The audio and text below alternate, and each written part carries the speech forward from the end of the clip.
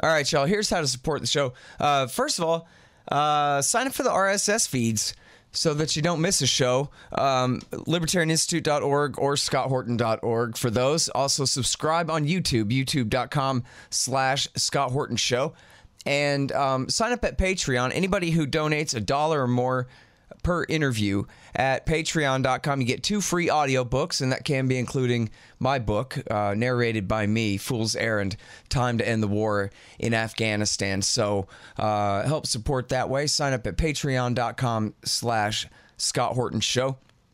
And send in $50 at scotthorton.org/donate. You get a signed copy of the book Fool's Errand, of the paperback there. And anybody who donates $100, used to be it takes 2. Now for any donation of $100, you get a lifetime subscription to Listen and Think Libertarian audiobooks. And there's already a whole bunch of them, and there will be more. Lifetime subscription for any $100 donation to the Scott Horton Show from Listen and Think Audio. Or you can get a silver QR code commodity disc, which is a really cool currency. Silver 1-ounce disc with a QR code, tells you the instant spot price on there. And just go to scotthorton.org/donate. There's also PayPal for single donations, or you can sign up to do monthly donations on PayPal as well. And take all different kinds of digital currencies, especially Zencash, Zensystem.io for Zencash, and of course all the different kinds of Bitcoins and etc. like that. So check all that out at scotthorton.org/donate. And hey, by the way, if you like this show, review it for me on iTunes, Stitcher, etc. If you like the audio book, it's now available on iTunes as well as audible.com. So leave a good review on there if you like that, and help get that out. Thanks. Sorry I'm late. I had to stop by the Wax Museum again and give the finger to FDR. We know Al-Qaeda, Zawahiri, is supporting the opposition in Syria. Are we supporting Al-Qaeda in Syria? Well, it's a proud day for America. And by God, we've kicked Vietnam syndrome once and for all. Thank you very, very much. I say it again, you've been had. You've been took. You've been hoodwinked. These witnesses are trying to simply deny things that just about everybody else accepts as fact. He came, he saw, he died. Well, we ain't killing their army, but we killing them. We be on CNN like, say our name, bitch, say it 3 times. The meeting of the largest armies in the history of the world. Then there's going to be an invasion. Okay, you guys, introducing Ramzy Baroud. Welcoming back to the show, I should say, Ramzy Baroud. He is the author of the new book, The Last Earth, A Palestinian Story, and he writes a lot of great articles all over the place. PalestineChronicle.com and Ramzy Baroud, I think it's .net, right? And we republish all of it at antiwar.com. Welcome back to the show, Ramzy. How are you doing? I'm doing great. Thanks for having me, Scott. Yeah, sure thing. Very happy to have you here. Before we get into the news regarding Israel-Palestine and all of that, and your great recent essays, how's the book tour going? I've been very curious to know how well you're doing with this thing. It's going wonderful, better than expected, really. I mean, aside from the book selling very well, the kind of reception that I'm receiving, there is a lot of interest in new ideas about Palestine, and I think the nature of the debate about Palestine is also changing wherever I go. The kind of restrictions that we've had in the discourse is disappearing. People are thinking past two-state solutions. They are thinking, there's a strong constituency for the boycott movement. It's something I haven't experienced in the last tour a few years ago. That's great. So and you've been traveling all around too, right? I have. Yeah, I've been to 8 countries so far, and Wow. and I still have a few others to cover. Yeah. Man, that's great. Well, I'm really glad to hear that it's doing so well. And I'm sorry, again, that I haven't gotten to it yet. It's on my pile, but it's an unbelievable pile, and I've been doing really bad. You'll get to it, I'm at sure. getting Yeah. through it. But I read every article you write, with no exception. So That's pretty good. And including this brand new one here, I guess we're running tomorrow. We ran yesterday. I lose track of time. On antiwar.com, beating the U.S. veto. Palestinians need urgent protection from Israel. And it starts out saying, criticizing basically the framing of the issue by the media and by the government, of course, in calling the situation in Israel-Palestine a conflict, and necessarily then equating the position of the Palestinians and the Israelis. And of course, usually it's even worse, right? Usually it's even completely upside down. What all are the Palestinians willing to do for peace when the burden should be completely on the Israeli colonizers? But anyway. That's right. It's quite easy sometimes to get entangled in terminology that is really of no real relations to the actual situation on the ground. But it creates this illusion in the minds of readers and listeners and viewers that, that there is a conflict. And if there is a conflict, it means that there is equal responsibility, not just how the conflict started, but equal responsibility of how it should be resolved. Mm-hmm. And it is very rare that we use the term conflict with any situation involving a colonial power or a military occupation of one's country or one's nation.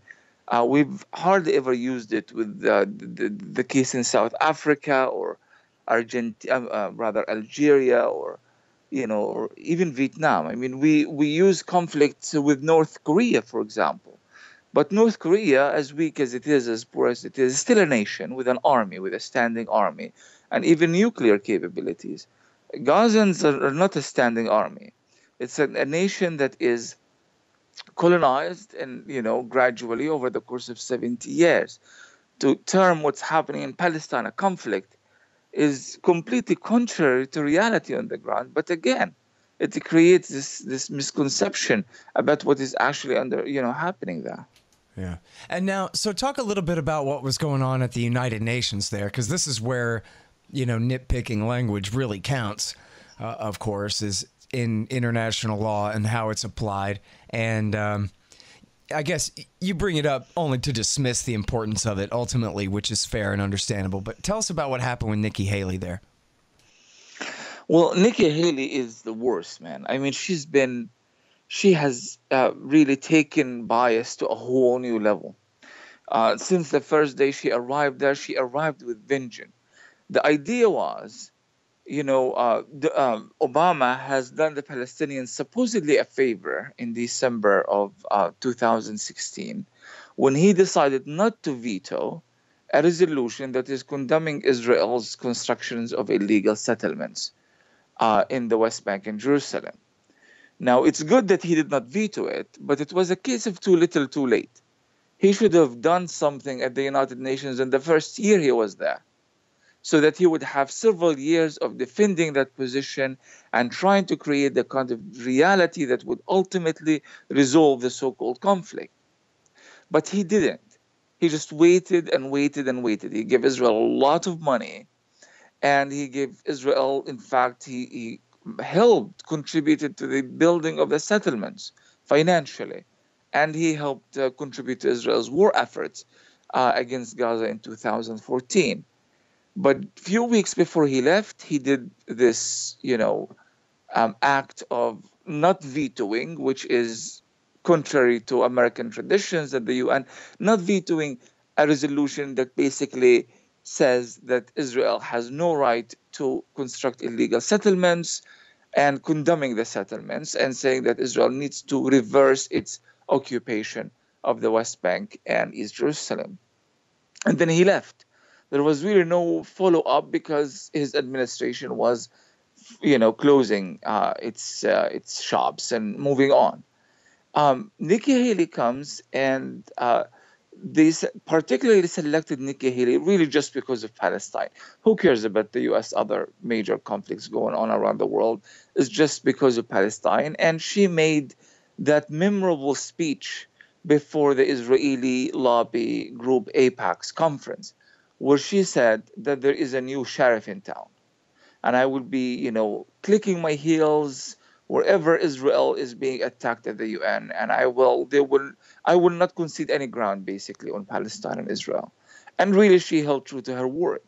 So she has this, anti-Palestinian attitude that's really unprecedented. I mean, not even Condoleezza Rice, not even Madeleine Albright, not even John Negroponte. Nobody even comes close to her. And not only is she, like in the case of the last resolution where Kuwait, the country of Kuwait, said, let's provide some protection for those protesters in Gaza who are being killed and gunned down in their hundreds and thousands. Let's provide some mechanism for protection. Okay, fine. Let's not send armed observers. Let's make them unarmed. In fact, let's not even call it a force. Let's just change the language in any way that will allow the U.S. to accept that resolution. Not only did she veto the resolution, she had a counter draft in which she was actually blaming the Gazans for the disturbances at the borders that led Israel to killing 130 and wounding 13,000. So not only is it just the American veto is still being used with the same callous nature of the past, but now there are even counter resolutions blaming the unarmed Palestinians for their own death by the Israeli army. Yeah. I saw a quote this morning here. I'm trying to page down here. Oh, it's an Israeli journalist. It's not a actual government official, but from mondoweiss.net on Twitter. Israeli journalist Dan Margalit warns of a scenario where Palestinian, quote, terrorists and children and handicapped break through the fence around Gaza and set up an outpost. And so this is why shooting all the ones that they have, maiming and killing all the ones that they've had, has saved many Palestinian lives. Because if you let children and cripples escape from their pen, you'd have to obviously waste them all. So I swear to you, Scott, I've been reporting on this for so many years. I have never even got close to a situation. I mean, we're out of words. What is happening there is so incredible.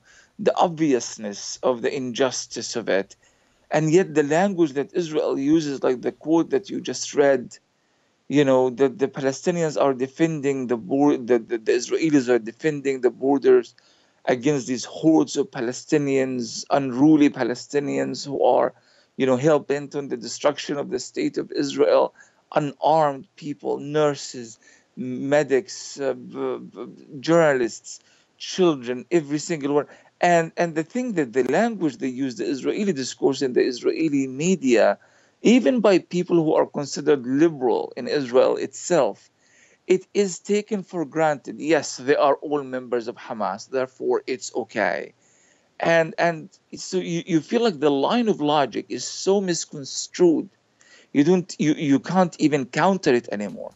It's just ridiculous. Yeah. Well, and I mean, that's the whole thing, is it's too ugly to say it all out loud in English to its conclusion that, look, if we let in the children of Gaza, we would lose our super duper 20% Jewish majority and unlimited power, therefore, over the minorities inside Israel. And they would rather kill children first. And Nikki Haley says, yep, I completely agree. This logic is just solid. And we will do everything in our power to make sure that those children and handicaps don't make it to Israel. So, yeah. And now I know this is quaint and silly, but it's against the law to murder people. And, there are even laws of war and laws of occupation. And that's something else we're going to talk about here in a minute, is your other article about stop calling it occupation. But in these circumstances, the deal is that there has to be an imminent threat to life for shooting in self-defense. So, in other words, they're civilians, but if they were civilians all with machetes or all with hand grenades or whatever, then you could shoot them then, but they're not, so you can't. That's right. Yes, of course. But Israel's logic it even goes beyond that. It's not the threat of life. It's the threat of the demographics, the demographic threat. That's why Palestinians have been referred to as demographic threat. In fact, the language again, back to the issue of language, the demographic threat of the Palestinian population. It means that we breed too fast. And therefore, we represent a threat. And that threat eventually will become a bomb. Therefore, we are the demographic bomb. And so it's this kind of language that you're damned if you do, damned if you don't. If you are fighting with weapons, you are a terrorist. If you are fighting with any form of violence, you are a terrorist, and nobody says anything when you are, killed or whatever. But even if you don't, even if you protest peacefully, we know that your intention is to overwhelm the Jewish majority of the state and mess up with our numbers. Therefore, you are a threat, you are a terrorist, because eventually you will create the kind of demographic bombs that is going to overwhelm the state of Israel, change the dynamics, change the numbers, and you are going to be treated the same way as if you actually were carrying a weapon. So whether you fight violently or not, it makes no difference, because ultimately the result is going to be the same. Yeah. This is the Israeli logic. And the sad thing is that it's embraced. I mean, it's embraced, like, in mainstream media here in this country. Nobody comes and says, wait a minute, this is messed up. It doesn't make any sense. We should not even be, repeating the Israeli or quoting the Israeli viewpoint on this issue anymore. But it's not. It's actually being received as if it's quite logical. And Israel has some serious concerns because Israel has the right to maintain its Jewish majority. And, we can't just wait for things to change organically. And, well, you can't maintain apartheid forever and ever, and things will just change. There will have to be some mechanism to enforce that kind of change. Right. And this is, and this is why, we Palestinians must continue finding new ways to resist and to mobilize. And in my opinion, really the popular mobilization and not, when I say non-violent option, I don't mean that because of any sort of judgment on Palestinian resistance, but really from a practical point of view, I think exposing this kind of discrimination and racism and injustice to a global audience, to create the kind of mechanism that can really put the kind of pressure needed on Israel to relent, is what is really needed at this stage. And I think at an international level, this is really happening. I mean, the fact that you had a week or so ago a team like Argentina, the national team of Argentina, refusing to go to play in Israel. I mean, this is really, in my opinion, this was one of the greatest, most satisfactory steps that achieved by the BDS movement, by the boycott, divestment, and sanctions movement. When you have a country like Argentina saying, no, we are not going to validate the Israeli occupation, Israeli apartheid. We're not going to play against Israel. And we know it's not because out of the good heart of the Argentinian team. I think Messi in particular, the captain, he's been in Israel. He played soccer with Benjamin Netanyahu before. So I really don't think it was something about the moral upbringing of Messi and others. It's because of the pressure of millions of people on the Argentinian team around the world. And they said, no, we are not going to play in Israel. Benjamin Netanyahu was furious. He called the Argentinian president, trying to dissuade him, and nothing happened. The Argentinians refused. Shakira, just a few days earlier, refused to go and perform in Tel Aviv. All of these things are registering among the, ordinary Israelis because they are not used to this kind of treatment. This is far more important than an academic not wanting to go and lecture in Israel or refusing to collaborate with an Israeli university, because this hurts the ordinary Israelis, those who have been living day after day completely unaware that there is even a movement of solidarity with the Palestinians anywhere in the world. Now they are beginning to feel it. This has to multiply. It has to happen at a larger scale in order for us to reach that a moment where Israel could in fact be pressured enough to do so. Now, what Nikki Haley is trying to do at the United Nations, back to Nikki Haley, what the U.S. is trying to do financially is to prevent any boycott movement from registering as far as the Israeli economy is concerned. Nikki Haley is doing her very best at the Security Council to make sure that whatever pressure that's being staged by the overwhelming majority of humankind at the United Nations does not make an iota of difference as far as the Israeli occupation, Israeli apartheid and colonization of Palestine is concerned. So we are, and I hate to say this, but the predicament here is not Israel alone. It's rather the United States government, the Trump administration, the previous administration, and the coming administration. As long as the United States continue to see its role as the protector of Israel, it's going to be very, very difficult ending this situation in any positive way. Yeah. Man, well, I'll tell you what, I do think, the BDS thing is certainly taken off. And, I wonder, I guess part of it is, of course, it reinforces the Israeli narrative that the Israeli government and media saturate the public with over there, which is, boo-hoo, the whole world's against us. But I think, when this issue is so controversial, even among Jews, then that the reason why is because what the Israeli government is doing is wrong. It's not because of, nobody's picking, you don't see a bunch of Irish picking the English's side. You know what I mean? There would have to be a reason why, and a damn good one. That's right. But, Israel is living with this kind of ghetto mentality. The whole idea of building walls, they know darn well that these walls are not going to protect them if indeed the issue is protection. We're talking, we keep talking about the apartheid wall, the so-called separation wall in the West Bank, which is mostly built on Palestinian land in the West Bank, privately owned Palestinian lands. But there is actually a wall around Jerusalem. There is a wall around Gaza. There is a wall around the Sinai Desert from the southern border. And now they are building a wall around Gaza from the sea, right? So there is this idea that walls are going to protect us. But in reality, they are actually walling themselves intellectually and politically. I think the wall really has more of a psychological impact than an actual physical impact. Like the Great Wall of China. We know it didn't really help against the so-called barbarians. In reality, it just basically fortified this image among the Chinese at that time that they are safe and their emperor is able to protect them.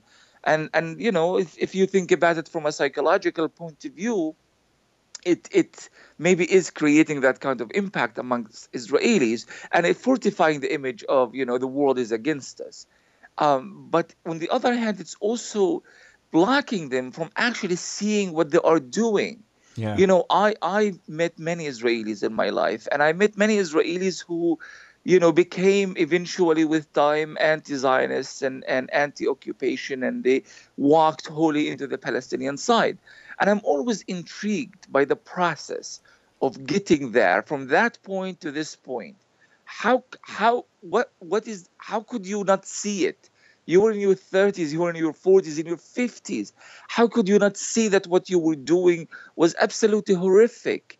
The occupation, the subjugation, the oppression of another people, the robbing of their lands, and how can you not see it? And believe it or not, many of them actually didn't.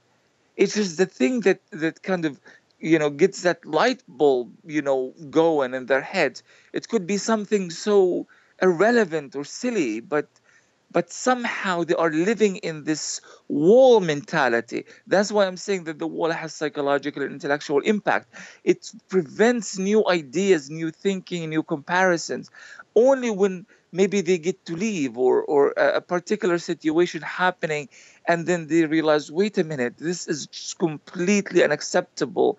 And that's when they start thinking beyond the limitations, the intellectual and political limitations that they are subjected to as children growing up in that place. So this is why I say, regardless of whether BDS is going to enforce or reinforce that existing idea that, the world is against us, it doesn't matter. Let it reinforce it temporarily until it reaches the critical mass. Yeah.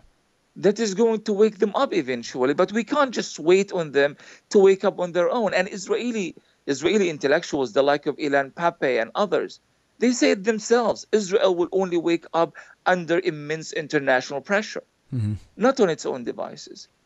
All right, hang on just one second. Hey, guys, here's who sponsors this show. Mike Swanson and his great investment advice at wallstreetwindow.com. He's actually posting some stuff at the Libertarian Institute website now. Really great stuff.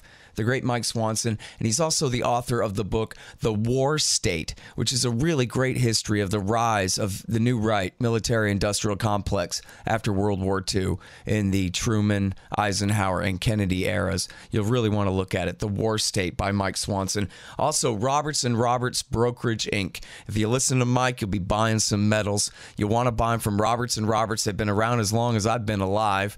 They've got a great reputation. They take the very smallest premium possible in order to help arrange the very best sales for you of platinum, palladium, gold, silver, of course, and no premium at all if you buy with Bitcoin.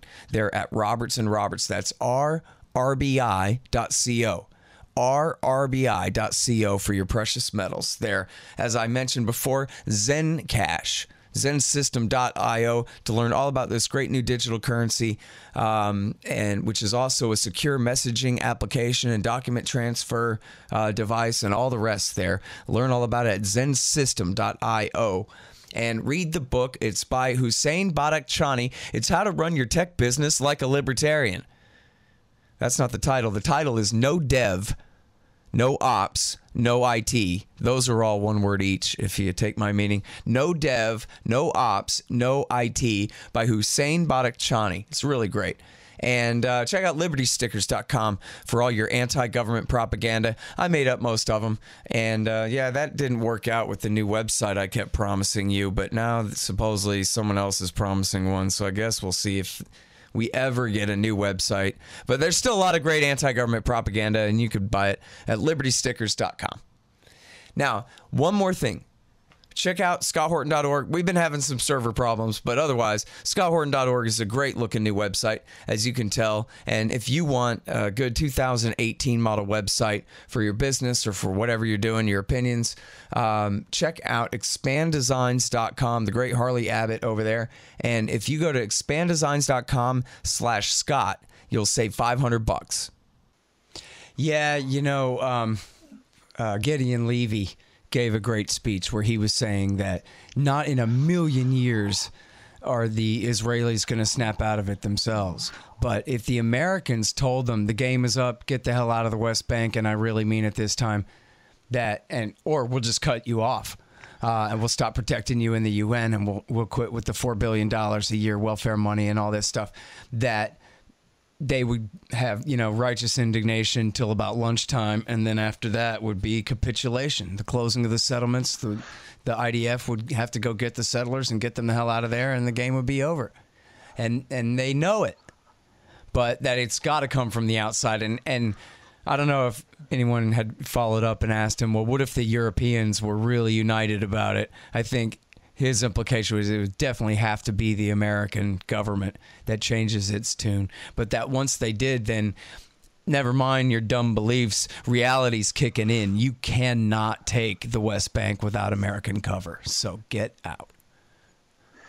Right. And I don't think the Americans are also going to do it, just snap out of it and say enough is enough. I think the other dynamics would have to follow. I mean, you saw their position regarding South Africa. We were like one of the last countries in the world alongside Israel that continued to support apartheid South Africa until the very, very end. Yep. Nelson Mandela was still on our terrorism list. The Congress terrorist list did not remove him from being a terrorist, Nelson Mandela, until 2008. That's years and years after he was released, and he was a president, and he was no longer, and he retired, and he still was on the terrorism list. So, I don't think if the American people are aware of what is happening in Palestine, and there is a strong enough popular movement and a critical mass that is needed to change the mindset of ordinary Americans, that the government will continue to do as it pleases. And Nikki Haley will go so unabashedly use a veto power against unprotected people in Palestine and get away with it and just, be perceived as some sort of a hero. But they are taking advantage of that. Most Americans just don't understand what's happening. You know. Well, and I mean, ideologically speaking, it's almost like the neocons and the Likudniks are a red herring, right? Because if you just, and it's sort of, I think this is all caught up in the argument of one state versus two state solution and all that, because it makes sense for a lot of liberal Zionists. They think this is part of that transition, I guess you're talking about, to think that, oh man, they're totally against the occupation. They think, it's too bad Rabin died and give up the West Bank and the Gaza Strip and let the Palestinians have peace. And that if they had done that all along, if they'd given the West Bank and Gaza back in 1968 and said, come on, all right, let's work this out and whatever, that things basically would have been more or less okay. They wouldn't have been perfect, but it would have been a hell of a lot more sustainable than the current situation. And I guess it's really the one state answer really comes from, I think, the change of ideas there. That really, no, it's not the right-wing Likudnik settler expansion policy that's the problem. It's Zionism itself. And that really, at some point, how do you separate these things anyway? If the entire Labor Party's in on it with Likud, and what difference does it make then when it's the entire consensus of the Israeli government over these decades now?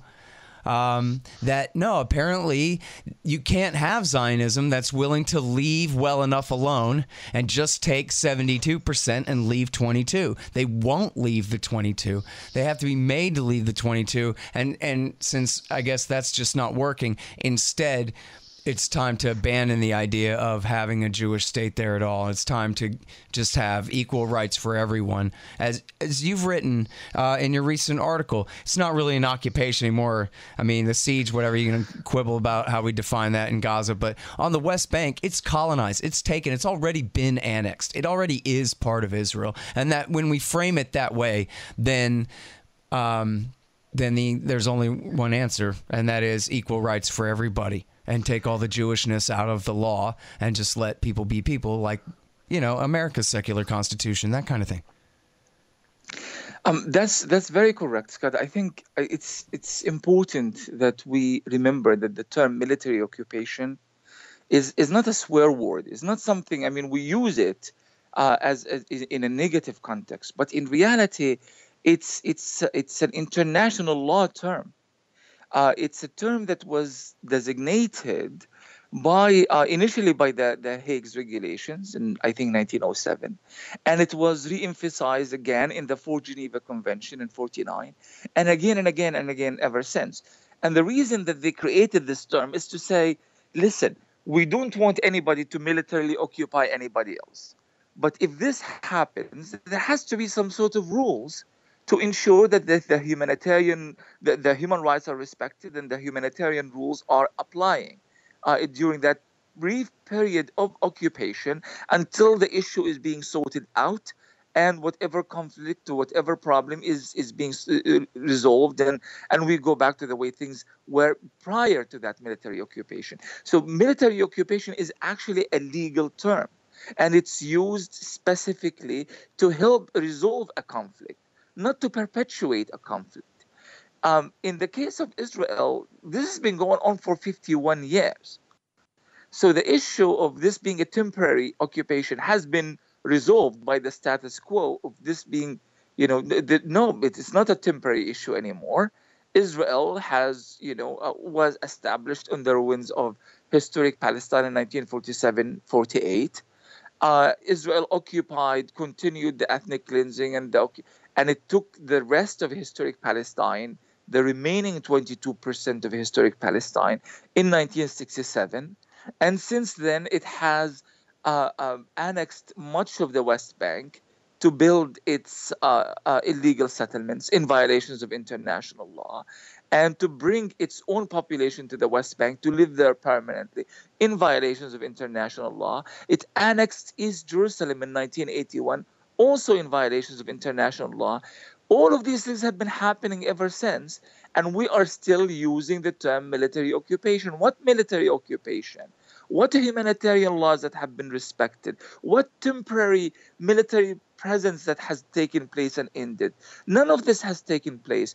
For the last 70 years, the Zionists have been on an irreversible course of colonizing all of Palestine, and they have succeeded. They have taken all of it now, 100% of it. If you continue to talk about military occupation, so how do you explain what happened prior to 1967? What is that exactly? The colonization of 78% of Palestine. Is that not up for debate anymore? Because it doesn't qualify as military occupation. So what I'm arguing in the article is that enough is enough. All of the people who have been colonized throughout the 70 years, they are all Palestinians. You want to call some of them Arabs or Arab citizens of Israel, and some of them you call them Palestinians, occupied Palestinians, besieged Palestinians. They are all Palestinians. They are all of them. Christians and Muslims are all Palestinians, and they have been colonized over the course of 70 years.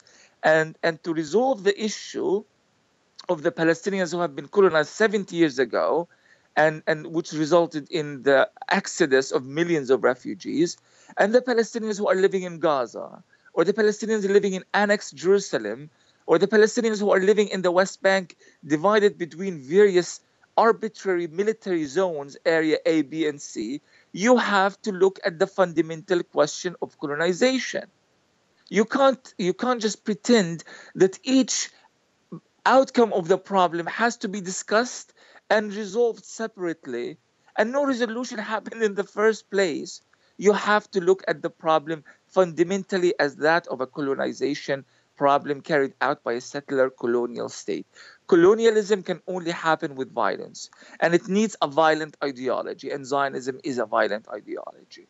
And you have to address that original sin. You have to address the fundamental problem of that settler colonial ideology in order for you to really start talking about finding a solution that can only happen through coexistence, through one democratic secular state for all of its inhabitants in Palestine. There can be no other solution to the so-called conflict but this. Hear, hear. All right, well, can we talk real quick about Razi Nadja? I'm sure I'm saying her name wrong, but this young nurse that was killed in the Gaza Strip, and she's really become a symbol of the Palestinian side of this, and was of course ridiculously smeared by the IDF spokesman. But anyway, could you just talk a little bit about her and the symbolism of her murder? Well, Razi Nadja is a descendant of a refugee family from Palestine, from historic Palestine. And I have been following Razi, as I've been following other young Palestinians at the border, the kind of language, trying to understand the kind of language that's been used by these young people. She's a volunteer. She's a volunteer medic with a medical organization that is known of being a secular organization, does not get any funds from the Hamas movement or the government, or it's an NGO. It gets its funding from international sources, including the European Union. But what really interested me about Razi is that despite the fact that she's only 21 years old, she had this really quite mature and developed political discourse. She speaks a language that's really quite new. I mean, the fact, in one of the videos she spoke about, maybe our society is traditional enough that would say, no, women should not be on the front line helping the wounded. Let the men do this. And she would say, no, absolutely not. I will do this despite of the Israeli soldiers and snipers, but also despite of of my own society saying it's not appropriate for me to do this. As a woman, I can do not just as much as men are doing, I can do a lot more. I was really quite impressed with this, that there is this kind of changing language, and women are empowered enough in Gaza, they can do this. And here she goes. In one of the instances, she was helping a wounded person that was shot by the Israeli snipers before she was shot right in the chest, right in the heart by an Israeli sniper and died at the spot. It was really kind of it wasn't entirely surprising for us because we have seen children and handicapped people being shot and killed on the spot. But Razi, kind of the energy she had, She is an empowered, beautiful, strong, smart, articulate woman who is challenging not just the snipers but the norms of her own society, taken on this responsibility of helping the wounded, and to be killed herself in such a savage way. It was really, it broke the hearts of so many people, but it's now being used as a symbolism, not just of the Israeli brutality, but also Palestinian defiance as well. Yeah. You know, she had just gotten a bit of news coverage in the week or 2 weeks right before this happened. I wonder if she was specifically targeted and assassinated. I wouldn't be surprised if that's the case, because we know that Israeli soldiers have, there are tons of cameras there. Anybody at the border will tell you that they are taking photos. Drones are taking photos from the sky. They analyze the information. They know who is there, who is quite active, who's there more present than others. And so they are taking people out based on some sort of a calculated mechanism. So, of course, they knew very well who Razan was before they killed her. Well, and you're right, though, that, the imagery of her position, as you said, young and pretty and wearing a white, medical coat and all of this, just very telegenic on Twitter or TV. And then, so part of that, and back to the start of this, is when it comes to the narrative, there's not much room for her in the story of what's going on in Israel-Palestine on TV in the United States, or even in the newspapers. And I'm not exactly sure the count, but I know certainly at first I read some things by Phil Weiss where he was going through and making sure. In the New York Times and the Washington Post, they didn't cover it at all, or not until a few days later, and then they buried it and, built in some smear. She was no angel or some nonsense, Well, actually, what the New York Times have done even worse. What Nazar said in an interview, Razan rather, she said that I am a human shield for the wounded. When she was asked, "Are you being used as Hamas by Hamas as a human shield?" she said, "I am a human shield for the wounded," and that's really what the job of a medic is, of a doctor. You stand there, you protect the wounded. And the New York Times actually quoted her saying, "I am a human shield." And that was the IDF smear. They started, then the New York Times just straight parroted it from the IDF spokesman. Exactly. Just shameless. A human shield. As though, she's saying she's a hostage with a terrorist gun at her back or anything like that. And you know what the IDF also did was they put out a video of someone hands her a smoking tear gas grenade. And she makes a face at it, and then she throws it into an empty field away from the people she's with. And they're like, aha, look, here she is throwing a tear gas canister. But it's like, wait, who shot it at her in the first place? Where did she get it from? What are we talking about? That's the best they can do, but they go with that. Go with that. Publish that. Anyway, I'm sorry, man. Ramzy, thank you for coming on the show. Everybody, please read everything that Ramzy writes. It's all really great stuff. It's at original.antiwar.com/Ramzy-Baroud and at ramzybaroud.net and Palestine Chronicle. And that includes Israel's premature celebration. Gazans have crossed the fear barrier, and the colonization of Palestine, rethinking the term Israeli occupation. And then the brand new one that I did just have in front of me, which we're going to be running tomorrow, which is Palestinians Need Urgent Protection from Israel. And thank you again. Oh, and the book, brand new out, is called The Last Earth, A Palestinian Story. Thanks again, Ramzy.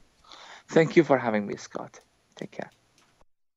All right, you guys, and that's the show. You know me, scotthorton.org, youtube.com/Scott Horton Show, libertarianinstitute.org, and buy my book, and it's now available in audiobook as well, Fool's Errand, Time to End the War in Afghanistan. Hey, it's endorsed by Ron Paul and Daniel Ellsberg and Stephen Walt and Peter Van Buren and Matthew Ho and Daniel Davis and Anand Gopal and Patrick Coburn and Eric Margalit.